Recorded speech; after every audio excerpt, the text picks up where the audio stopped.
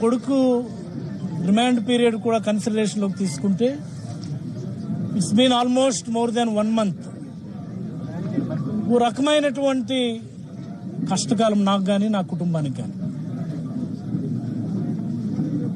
మరి ఈరోజు దేవుడి దయ వల్ల గౌరవ కోర్టుల వారు బెయిల్ మంజూరు చేసి నన్ను విడుదల చేయటం, నన్ను ఆప్యాయంగా ఆహ్వానించి మళ్ళీ కార్యకర్తలందరితో ఇంటరాక్ట్ అయ్యేటటువంటి అవకాశం కల్పించినటువంటి జిల్లా పెద్దలు, జిల్లా పార్టీ అధ్యక్షులు వారు ధర్మాన కృష్ణదాస్ గారు, పెద్దలు మాజీ మంత్రివర్యులు ధర్మాన ప్రసాదరావు గారు, వివిధ నియోజకవర్గాల నుంచి ఇక్కడికి విచ్చేసినటువంటి వివిధ హోదాల్లో ఉన్నటువంటి వైఎస్ఆర్ కాంగ్రెస్ పార్టీ నాయకుగణం, సోదరుడు తిలక్ గారు, ఇతరత్రా పెద్దలు, మా నియోజకవర్గం వివిధ గ్రామాల నుంచి విచ్చేసినటువంటి వివిధ స్థాయిల్లో ఉన్నటువంటి కార్యకర్తలు, నాయకులు. ఈ సందర్భంగా నేను కష్ట సమయంలో ఉన్నప్పుడు, నా కుటుంబం కష్టాల్లో ఉన్నప్పుడు అంత దూరం నుంచి ఇక్కడ విచ్చేసినటువంటి మా పార్టీ అధ్యక్షులు, former chief minister Shri YS Jaganmohan Reddy గారికి నేను ఒకసారి చేతులెత్తి ధన్యవాదాలు తెలియజేయవచ్చుకున్నాను. రాజకీయాల్లో అనేక సార్లు అనిపిస్తుంటుంది, ఈ రాజకీయ ఒత్తిడిలోను, లక్ష్యాల సాధనలోను, ప్రజల తరపున పోరాటాలు చేసినటువంటి అనేక సందర్భాల్లో కొన్నిసార్లు పాజిటివ్ గాను, కొన్నిసార్లు నెగిటివ్ గాను కూడా అనిపించేటటువంటి సందర్భంలో ఒకసారి అనిపిస్తుంది. అసలు ఈరోజు నాకు చాలా గర్వంగా నేను ఫీల్ అవుతున్నాను. ఈ ప్రభుత్వం, ఈ కూటమి నాయకులు కూడబలుక్కొని ఒక యాక్సిడెంట్ని, ఒక సాధారణమైనటువంటి యాక్సిడెంట్ని నేరపూరిత హత్య అంటూ హత్యాయత్నం కేసులు పెట్టి జైలుకి నన్ను పంపించినటువంటి సందర్భంలో ఈ రాష్ట్రంలో ఆ చివరి నుండి ఈ చివరి వరకు కూడా ఉన్నటువంటి ప్రతి వైఎస్ఆర్ కాంగ్రెస్ పార్టీ కార్యకర్త గొంతెత్తి ఇది అక్రమము అని చెప్పి మాట్లాడినటువంటి సందర్భం చాలా గర్వంగా అనిపించింది. Not only YSR Congress party, ఈ రాష్ట్రంలో రాజకీయాల్ని క్లోజ్ గా అబ్జర్వ్ చేసేటటువంటి అన్ని వర్గాల వాళ్ళు, ఉద్యోగ వర్గం, తటస్థ వర్గం, మేధావి వర్గం, రాజకీయాలను ప్రభావితం చేయగలిగేటటువంటి అన్ని వర్గాల ప్రజలు కూడా పిల్లల మీద రాజకీయాల, పిల్లలపైన కక్ష సాధింప, కుటుంబాలపైన కక్ష సాధింపని గొంతెత్తి మాట్లాడడం చాలా బాగా అనిపించింది నాకు. అసలు ఇంత పెద్ద కుటుంబం జగన్మోహన్ రెడ్డి గారు మాకు ఇచ్చారా అన్నటువంటిది ఈరోజు కల్లారా చూసిన తర్వాత చాలా గర్వంగా అనిపించింది నాకు. ఒక్క మాట చెప్పదలుచుకున్నాను నేను. గత నెల రోజులుగా అనేకమైనటువంటి డిస్కషన్స్, మేబీ నేను జైల్లో ఉండి చూడలేకపోవచ్చు, రకరకాల మార్గాల్లో ములాఖత్కు వచ్చిన వాళ్ళు ఇంకోటి వాళ్ళందరూ కూడా తెలియజేస్తూ ఉంటారు. దీనిపైన పెద్ద ఎత్తున చర్చ జరుగుతుంది, దీనిపైన అన్ని వర్గాల ప్రజలు మాట్లాడుతున్నారు. ముఖ్యంగా మత్స్యకార సామాజిక వర్గం బగ్గుమంటుంది. అన్ని దగ్గర కూడా నిరసన కార్యక్రమాలు చేస్తున్నారు, అన్ని దగ్గర కూడా పెద్ద ఎత్తున దీనిపైన నోరు తెరిచి మాట్లాడుతున్నారు అన్నటువంటి మాటలు విన్నప్పుడు మనం రకరకాల మార్గాల్లో ఇదేదో పోలీసులు తప్పుడు కేసులు పెట్టారని చాలా మంది అంటూ ఉంటారు. నేను దాంతో ఏకీభవించను. నేను పోలీసులు కూడా, మా స్థానిక స్టేషన్లో ఉన్న పోలీసుల నుంచి జిల్లా స్థాయిలో ఉన్నటువంటి పోలీసుల వరకు కూడా అందరూ కూడా సహాయమే చేశారు. మాకు కేసు ఏంటో అదే చేశారు, దానికి సంబంధించినటువంటి సెక్షన్లతోనే పెట్టారు. బట్ ఈ ప్రభుత్వం నా మీద ఏంటి, రాష్ట్రంలో ఉన్నటువంటి వైఎస్ఆర్ కాంగ్రెస్ పార్టీ నాయకులందరి మీద కూడా ఓ రకమైనటువంటి కక్ష కట్టున్నారు. అభద్రతా భావం వల్ల వచ్చినటువంటి కక్ష అది. రాజకీయాల్లో తొక్కేసి అనగదొక్కి మళ్లీ అధికారాన్ని చేజిక్కించుకోవాలన్నటువంటి ఆతృతతో చేస్తున్నటువంటి ఆకృత్యాల్లో భాగంగా జరిగింది. ప్రభుత్వం ఒక నిర్ణయం తీసుకొని ఆ నిర్ణయాన్ని ఖచ్చితంగా పోలీసులు ఇంప్లిమెంట్ చేయవలసిందే అన్నప్పుడు జరిగినటువంటి ఒక తప్పుడు కేసు తప్ప మరొకటి కాదని నేను భావిస్తున్నాను. లేకపోతే ఒక యాక్సిడెంట్ ని హత్యాయత్నం కేసులు పెట్టడం దేశంలో ఎక్కడన్నా చూసినాం మనం?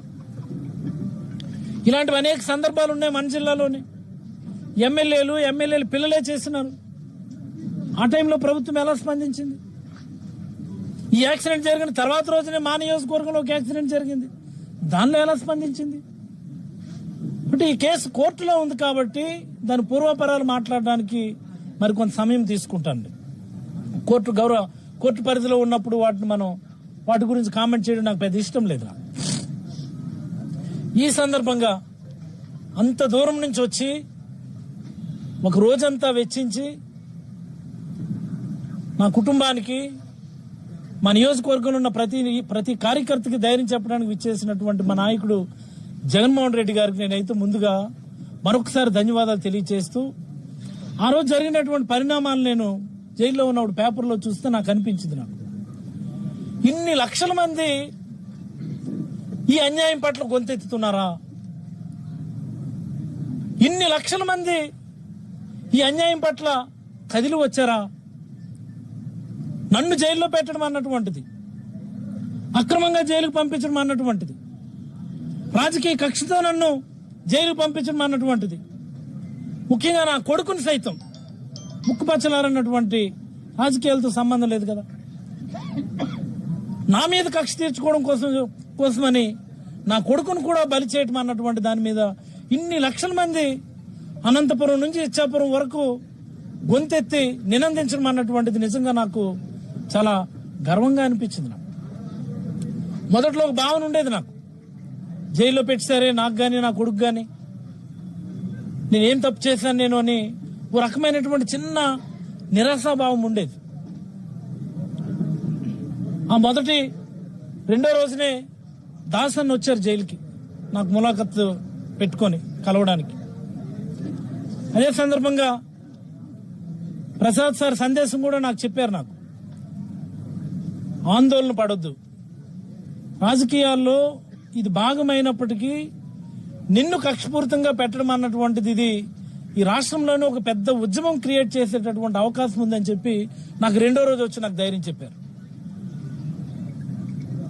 నేను ఆలోచించుకుంటూ ఉండేవాడిని, ఎలాగ ఏ మాదిరి ఉద్యమం అవుతుంది అని చెప్పి.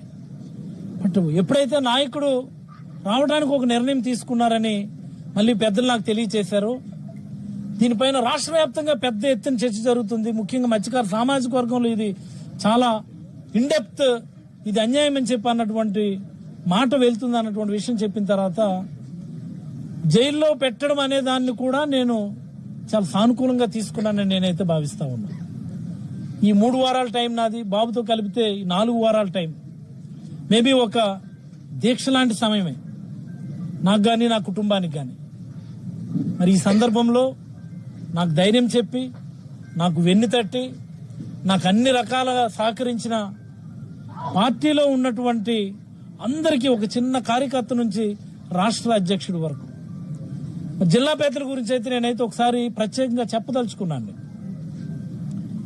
నాకు జైల్లో పెట్టడమే కాకుండా నాయకుడు నన్ను చూడడానికి వచ్చినప్పుడు జరిగినటువంటి పరిణామాల గురించి కూడా ఒకసారి మాట్లాడితే, ఇచ్చర్ల గొర్రెల కిరణ్ గారి మీద వాళ్ళ బృందం మీద కేసులు పెట్టారు. తిలక్ గారు పలాస వస్తే మా బృందం తిలక్ గారు అందరి మీద మళ్లీ కేసులు పెట్టారు. ఆ జిల్లా పార్టీ అధ్యక్షులు అలాగే ప్రసాద్ సార్ వాళ్ళ అబ్బాయి మీద, వాళ్ళందరి మీద కూడా కేసులు పెట్టారు. మరి ఆమ్దాల వలస చింతాడు రవి వాళ్ళు అందరు బృందాన్ని అయితే ఏకంగా మళ్ళీ వాళ్ళను కూడా నాతో పాటు జైలు సహచరులుగా అక్కడ పంపించినటువంటి సందర్భం. ఇవన్నీ ఇన్ని చేయడానికి కారణం ప్రజల్లో వచ్చినటువంటి ఆ నిరసన జ్వాలని ప్రభుత్వం తట్టుకోలేకపోతుందేమో అని నేను అభిప్రాయపడతా ఉన్నాను.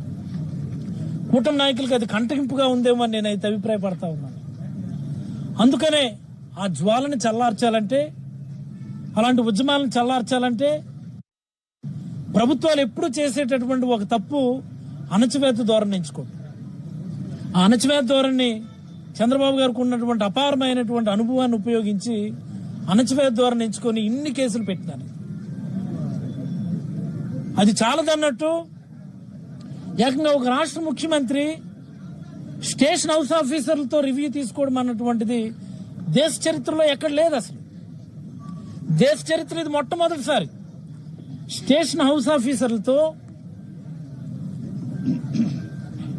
హెచ్ఓడీస్ అంటాం, హెచ్ఓడీలు కాదని, అట్లీస్ట్ లేదా జిల్లా ఆఫీసర్లు కాదని ఒక ఎస్ఐ స్థాయి అధికారితో రాష్ట్ర ముఖ్యమంత్రి రివ్యూ పెట్టుకోవడం అన్నటువంటిది దేశ చరిత్రలో ఇది ప్రథమం. ఇది అంటే చంద్రబాబు గారు ఈ కూటమి నాయకులు ఎంచుకున్నటువంటి మార్గం ఏంటంటే మరింత అణచివేత దూరంలోకి మేము వెళ్తాము అని చెప్పి చాలా స్పష్టంగా మెసేజ్ ఇస్తా ఉన్నారు.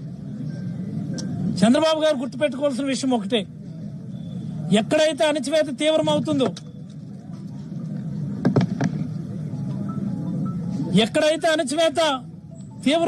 అక్కడ తిరుగుబాటు కూడా అంతకు మించి ఉంటుందన్న విషయాన్ని చంద్రబాబు గారు గుర్తుపెట్టుకోవాలి. ఇప్పటికే రాష్ట్ర వ్యాప్తంగా రాష్ట్ర ప్రజల్లో ఉన్నటువంటి తిరుగుబాటు స్వరాలు మనం వింటూనే ఉన్నాం.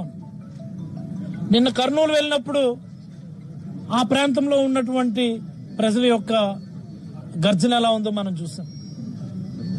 అంతకుముందు దేవరపల్లి రాజమండ్రి వచ్చినప్పుడు రైతుల్లో గర్జన ఎలా ఉందో చూసాం మనం. మరి మన ఉత్తరాంధ్ర ప్రాంతానికి వచ్చినప్పుడు ఇంత సుదీర్ఘమైనటువంటి హైవేలో ఒక రోడ్ షో అన్నటువంటిది నాకు తెలిసి దేశ నాయకుడు ఎవ్వరు కూడాను చేయలేనటువంటి ఒక గొప్ప యాత్ర అది.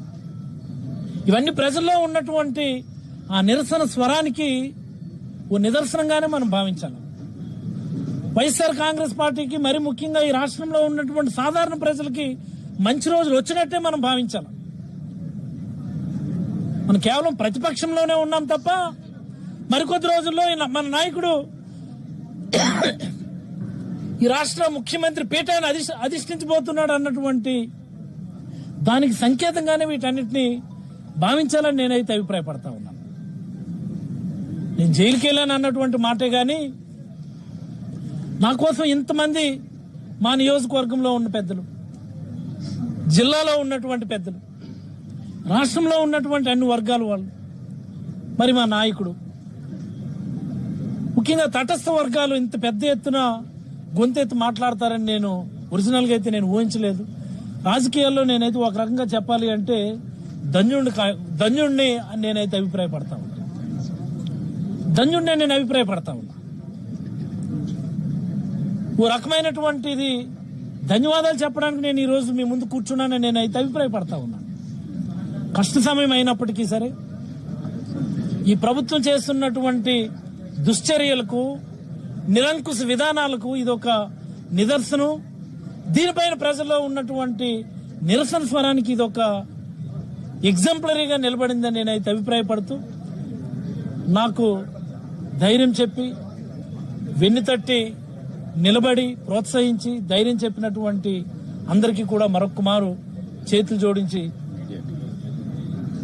ధన్యవాదాలు తెలియజేస్తూ, చివరిగా మీడియా మిత్రులు, మొదటి రోజు నుంచి కూడా వాస్తవాలను ప్రజల ముందు ఉంచడానికి మీడియా పీపుల్ చేసినటువంటి ఈ ప్రయత్నం నాకు మరింత శక్తిని, బలాన్ని ఇచ్చిందని నేనైతే అభిప్రాయపడుతూ సెలవు తీసుకుంటూ ఉన్నా.